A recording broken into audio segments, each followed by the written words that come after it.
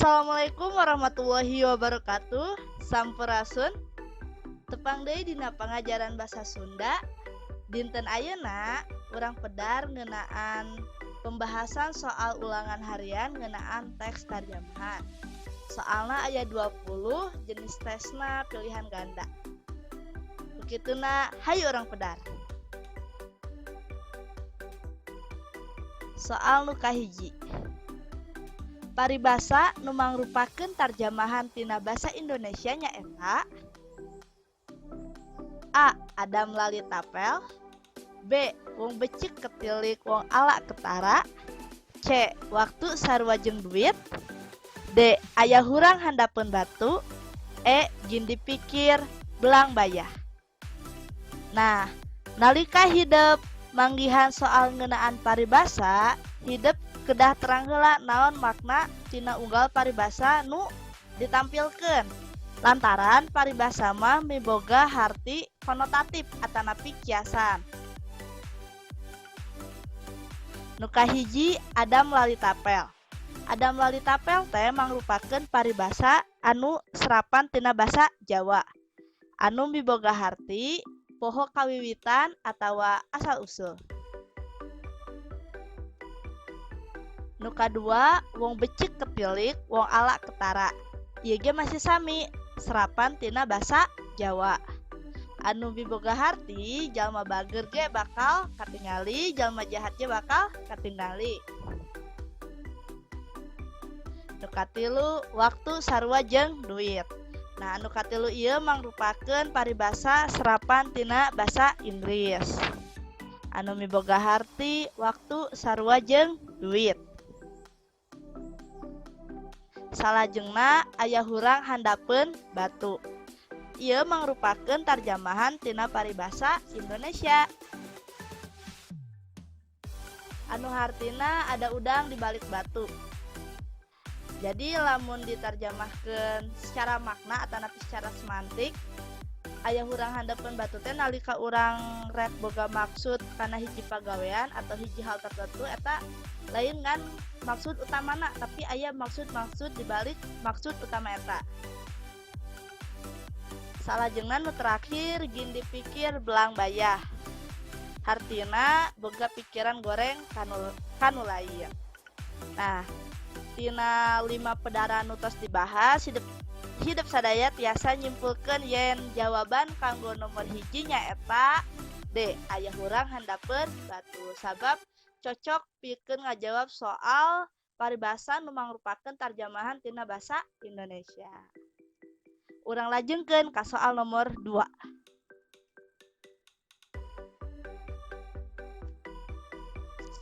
Salah sahiji kamampuh anu kudu dipiboga nalika rek narjamahkeun nyaeta mikaweruh ngeunaan kekecapan, nyusun kalimah jeung alinea.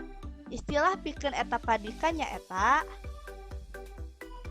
A. Kamampu gramatikal, B. Kamampu sosiolinguistik, C. Kamampu semantik, D. Kamampu fonologi, E. Kamampu arbiter. Nah, soal nomor 2 ieu urang ngingetkeun kana materi padikan narjamahkeun. Yen dina padikan narjamahkeun teh aya 3 nyaeta kamampu gramatikal, kamampu sosiolinguistik, jeung nu katilu nyaeta kamampu semantik. Kamampu gramatikal eta fokus kana kumaha cara penerjemah nalika nyusun kekecapan jadi kalimah, terus tina kalimah jadi alinea, tina alinea jadi paragraf. Nah, ku kituna kamampu gramatikal kudu dipiboga ku penerjemah-penerjemah nu rek narjamahkeun hiji teks. Nu kadua kamampu sosiolinguistik. Mangrupakeun pangaruh ngeunaan hiji basa dina kahirupan sapopoe di masyarakat pamakena. Sedangkan nu katilu kamampu semantik mangrupa kamampu dina ngaguar harti atawa makna teks nu rek ditarjamahkeun. Nah, jadi anu cocok pikeun ngajawab patarosan soal nomor 2 nyaeta kamampu gramatikal. Nah, dina option D sareng E didinya aya kamampu fonologi jeung kamampu arbiter. kamampu fonologi eta lain lebat karena padika narjamahkeun, tapi fonologi didinya miboga harti ilmu sora. Jadi masih kene rundayan tina ilmu linguistik atanapi ilmu kebahasaan, dimana nalika hidup ngolah hiji sora kumaha sora eta dibentuk atanapi diwangun, nah eta aya dina bahasan fonologi. Sedangkan arbiter miboga harti mana suka anu mangrupakeun sifat bahasa. Lajeng ka soal salajengna soal nomor 3. Soal nomor 3 ieu masih keneh ngeunaan padika narjamahkeun. Tetapi di dieu kasusna beda jeung nomor satacana. Soalna Randy miboga pancen pikeun narjamahkeun teks basa Sunda kana basa Inggris. Nalika narjamahkeun, Randy manggihan kecap-kecap nu aya dina kahirupan sapopoe di masyarakat pamakena. Salah sahijina kecap kacapi anu teu bisa ditarjamahkeun ka basa Inggris. Kukituna nalika narjamahkeun kudu nyoko kana padika tarjamahan anu disebut A. Kamampu gramatikal, B. Kamampu sosiolinguistik, C. Kamampu semantik, D. Kamampu fonologi, E. Kamampu arbiter. Nah, fokusna kana option A, B, sareng C. Lantaran dia kata kuncina aya dina kalimah Randy manggihan kecap anu aya dina kahirupan sapopoe di masyarakat pamakena. Jadi aya unsur sosial masyarakat anu ngagunakeun bahasa eta gitu di masyarakat pamakena. Kukituna padika anu cocok pikeun ngajawab eta patorosan nyaeta padika kamampu sosiolinguistik. Salajengna nomor 4 masih kena ngeunaan padika narjamahkeun. Kamampu nu kudu dipiboga pikeun narjamahkeun nu fungsina ngaguar harti atawa makna teks anu rek ditarjamahkeun. Nah, pikeun ngaguar makna tadi tos disebat aya dina kamampu naon? Kamampu semantik.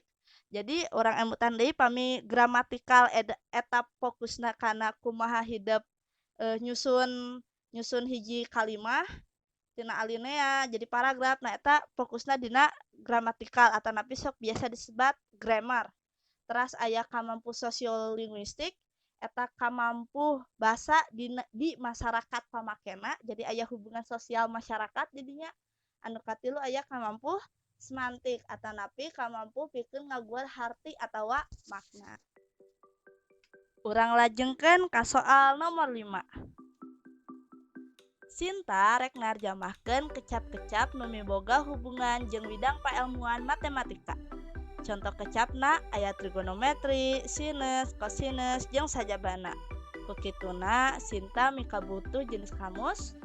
A. Kamus umum bahasa matematika, B. Kamus dui bahasa matematika, C. Kamus istilah matematika, D. Kamus besar matematika, E. Kamus rumus matematika.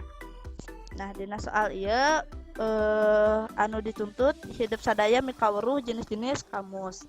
Yen kamus teh salah sahiji alat pikeun mantuan hidup nalika narjamahkeun anu sifatna masih keneh konvensional atawa konvensional. Di dieu jenis kamus teh aya 3. Nu kahiji aya kamus umum, nu kadua aya kamus dua bahasa, nu katilu aya kamus istilah. Kamus umum mangrupakeun kamus nu tujuanana pikeun kaperluan umum. Contohna kamus besar bahasa Indonesia, terus aya deui kamus umum bahasa Sunda. Terus nu kadua aya kamus dua bahasa atanapi dui bahasa. Mangrupa kamus nu nyebutan sasaruan kecap dina dua bahasa nu beda. Contohna aya kamus Sunda Indonesia, terus aya deui Indonesia Inggris. Anu katilu kamus istilah mangrupakeun kamus nu eusina ngamuat istilah-istilah khusus dina hiji bidang pailmuan. Pami nerapkeun kana soal tadi yen Sinta teh rek narjamahkeun kecap-kecap anu boga hubungan jeung bidang pailmuan matematika. Nah, kira-kira si Sinta teh mika butuh jenis kamus nu mana? Jika kitunya soalna. Jadi anu cocok pikeun mantuan Sinta narjamahkeun kecap-kecap juga trigonometri, sinus nyaeta kamus istilah matematika. Urang lajeng ka nomor 6. Pak Andi miwarang barudak kelas 10 pikeun nyandak kamus John Ecole Indonesia Inggris ka sakola. Kamus anu dimaksud kaasup jenis kamus. Oh, jadi kamus John Ecole eta kaasup jenis kamus naon ceuk kitu. A. Kamus umum bahasa Inggris. B. Kamus dwi bahasa. C. Kamus istilah bahasa. D. Kamus besar bahasa Inggris.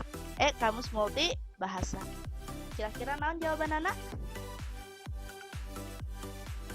Jawabanana nyata B. Kamus dwi bahasa lantaran nganarjamahkeun Indonesia ka bahasa Inggris. Lajeng ka nomor 7. Kamus Basa Sunda nu disusun ku R.A. Danadibrata kaasup jenis kamus. A. Kamus istilah. B. Kamus besar. C. Kamus dwi bahasa. D. Kamus multibahasa. E. Kamus umum.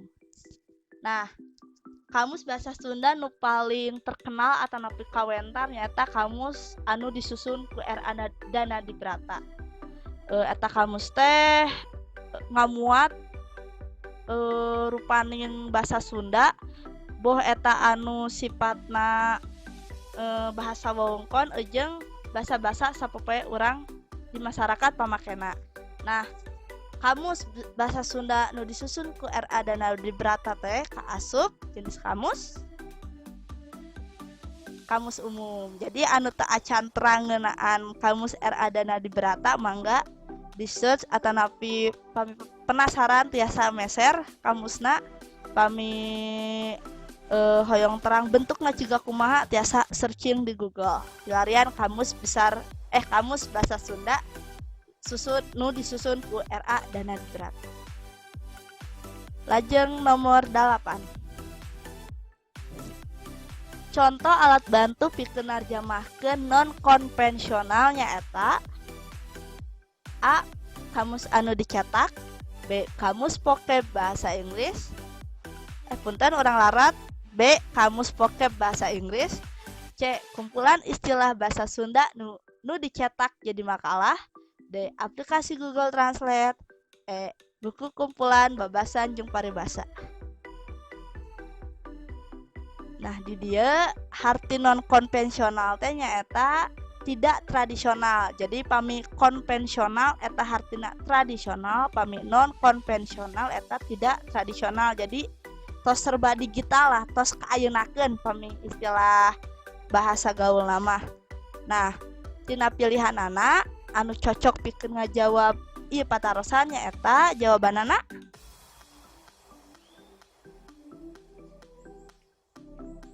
D. Aplikasi Google Translate.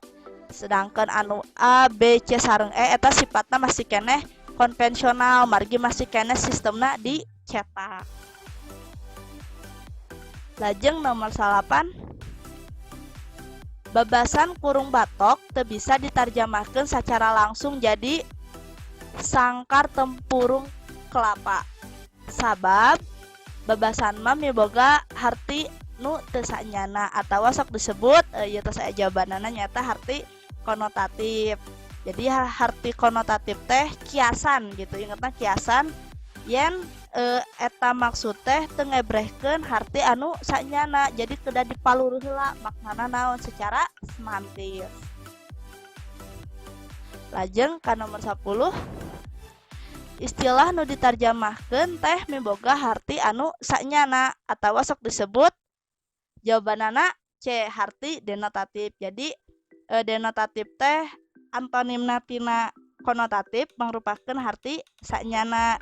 Jadi lamun urang nyebutkeun kursi teh naonnya harti kursi gitu, lain makna kiasan tina kursi teh naon gitu. Lajeng ka nomor 11. Salah sahiji jenis tarjamahan anu miboga fokus pikeun mertahankeun unsur kaendahan atawa estetika dina hasil tarjamahan disebut A. Tarjamahan estetik puitik. B. Tarjamahan dinamik.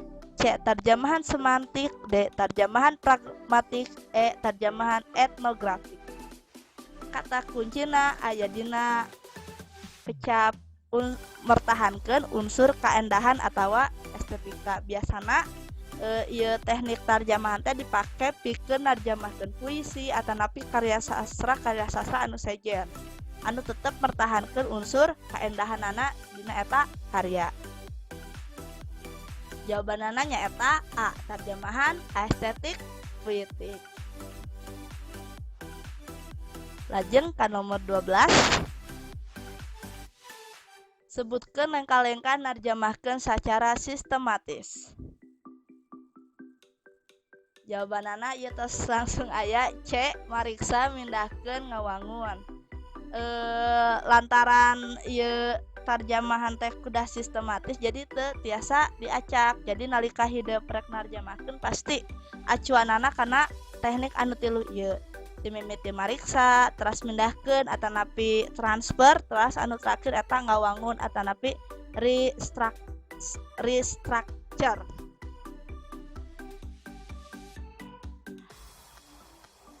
Lajeng ka nomor 13.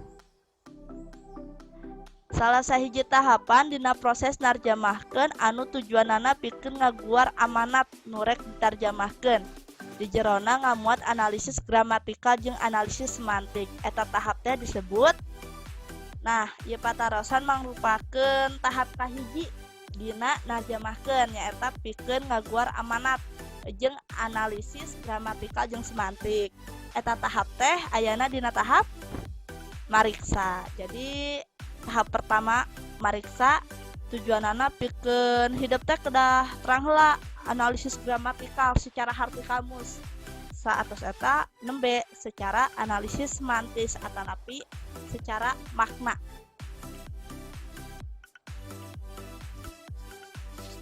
Lajeng ka soal nomor 14.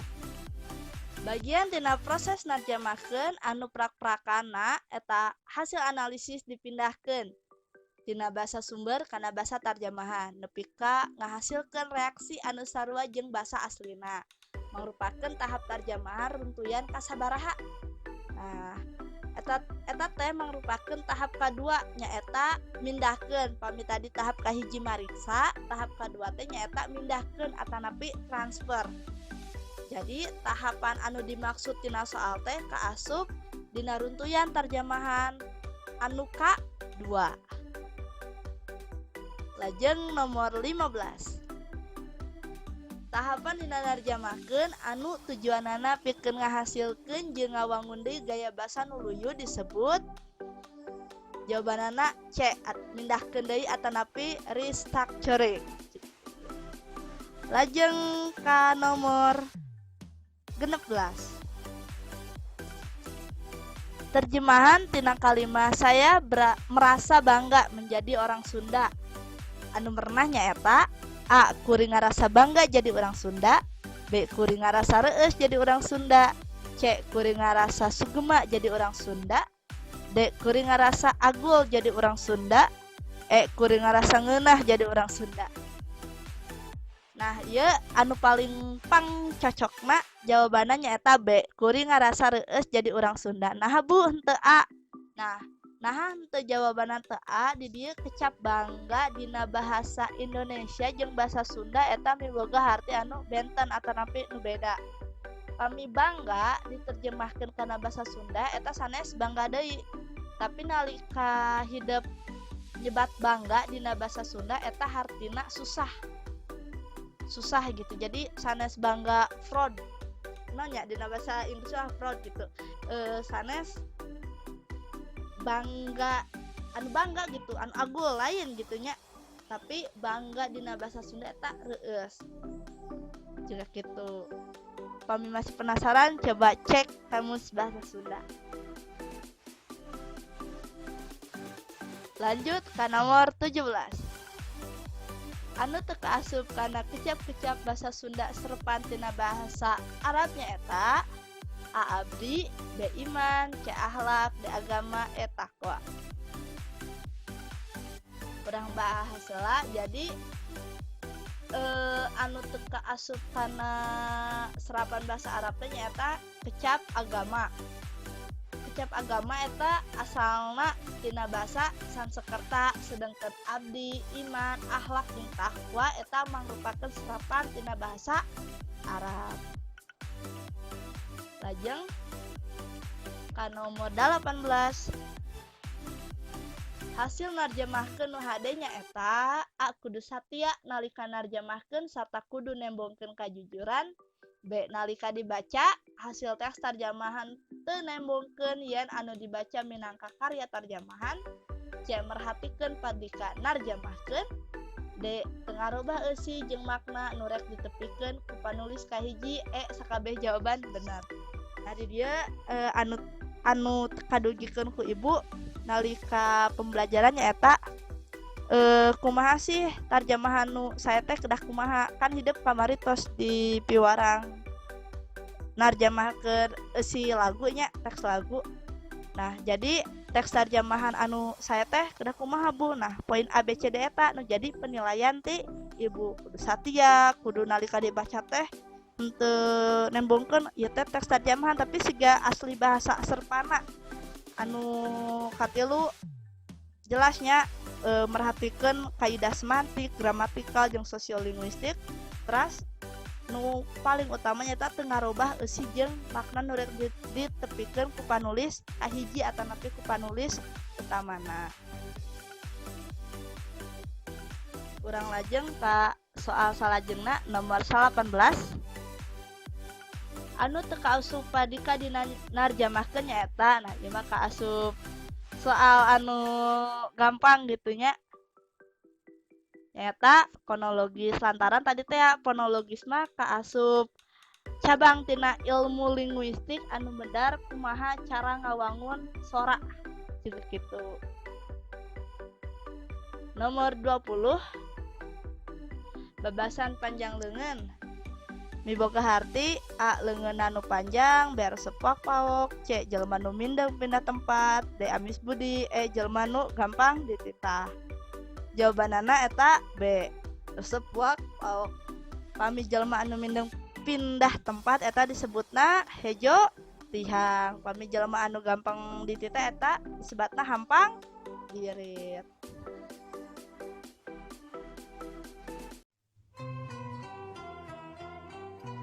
Tah tina 20 soal nu tos dipedar kira-kira hidup bener sabaraha benerna sabaraha salahna, kira-kira bagian mana anu hidup tacan paham. Mangga tiasa ditaroskeun ka ibu. Laungan kanggo dinten ayeuna dicekapkeun wae. Pendak deui dina laungan mingguan payun dina materi anyar. Mugia hidup sadaya dina kaayaan sehat walafiat. Sareng tiasa pendak deui di laungan minggu salajengna. Sakitu wae ti ibu. Wassalamualaikum warahmatullahi wabarakatuh. Sampurasun.